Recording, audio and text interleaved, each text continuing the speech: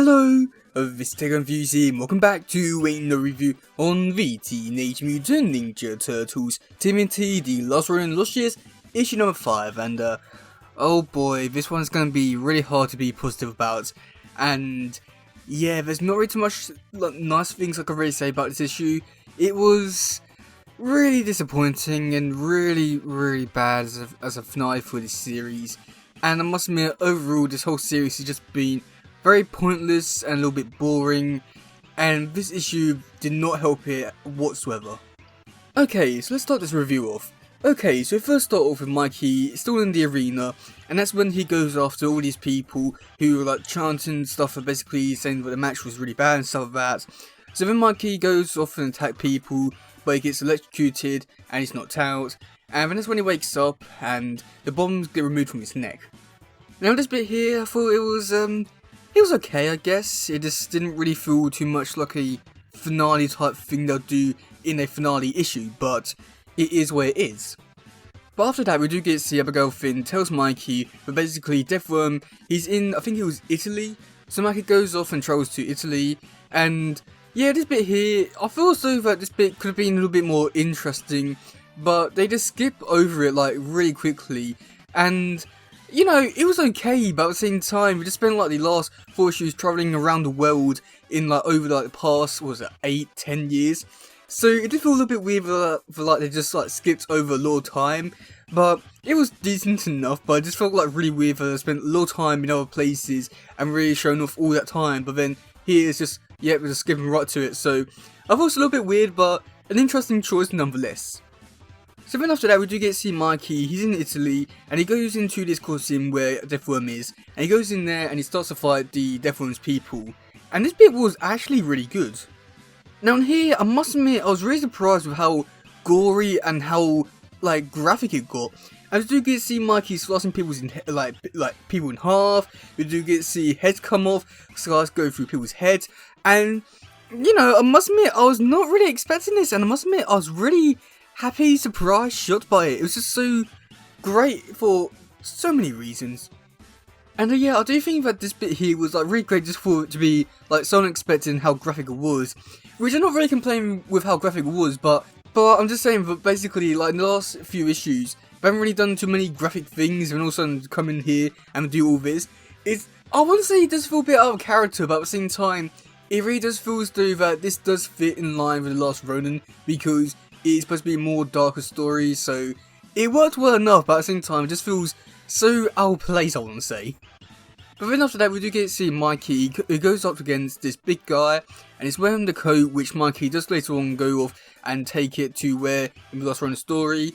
And again, this bit here was a little bit disappointing. Basically, he just throws a sign, it goes into a man's head, and that's it really. And yeah, it was okay. There wasn't really too much I could really say about it. It was just there, it happened and stuff like that. And with this being how Mikey got his coat, I won't lie, I just don't really care about that stuff. It wasn't really something which I was thinking like how did Mikey get a coat or anything, but I guess it's cool, but at the same time, I just didn't really care for it whatsoever. But it was nice that did include some continuity and context about it, but you know, just didn't really care about it whatsoever. But then after that, we do get to see Mikey comes face to face with Deathworm, and oh boy, this was really disappointing. So I do think that Deathworm was a character which I did like overhype and sort of tease a little bit too much in terms of like making him out to be a much bigger and dangerous threat. And I do think that in this issue, it really did show off like, so many problems with this whole series. But I do think at the same time, it was just a really bad fight scene. I mean, we do get to see Mikey goes up against the Deathworm, and this fight scene, it starts off a little bit interesting with like Deathworm winning the fight. But then afterwards, we do get to see Mikey, he goes into his mind and hears some old lessons from the past, and then he goes off and fights Deathworm, and then kills him. Now, I must admit, overall, this fight scene was really disappointing, boring, and anticlimactic. I mean, they've been building up to this fight scene for what, like the past 5 issues, and we've been going at this story for like the past 8 months, building it all up with Mikey's whole mission to go off and find him, and then it just happens here, one fight, and that's it. Now I will say this, If it did show you Deathworm in more like issues and stuff like that, and actually building a connection with Mikey, but I would say it would actually been a really good and great fight. But with Deathworm only showing up in this issue, but like, there was no connection with Mikey and Deathworm whatsoever, so it just felt so weird and just out of place, and just felt like so emotionless. It just felt so that it was happening just because it needed to happen, and that was really disappointing because this should have been a really big deal, but yet nothing. And then also because Mikey has no real connection to Deathworm whatsoever, other than making an oath to some people that's go off kill him, it just feels though that this whole story and mission, and even Deathworm as a character, just feels so pointless, useless, and boring and anticlimactic, and oh god, yeah, it's just one of those things that it was the way it is, but oh god, it was not good. So then after that, we do get to see the final page where we do get to see Casey, Marie Jones, as well as April talking to the Turtles, saying basically we've been training the Turtles up to go off and fight the city. And we do get to see a pretty interesting thing where we do get to see Casey puts on Casey Jones' mask.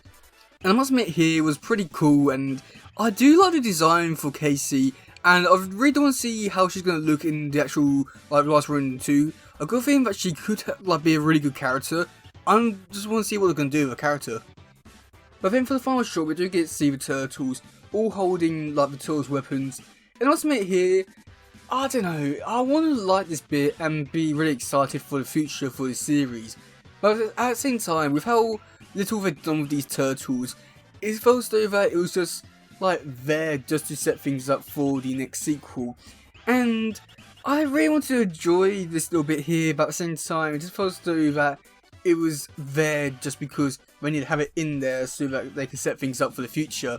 And again, really disappointing, but oh god, what am I gonna do? But yeah, I must admit overall, this whole issue was not the best. I do think that there was a lot of problems in this series, and when we do look at this issue, or like overall with the actual story, I just think that the whole story was not really that good, or was not really paced out that well.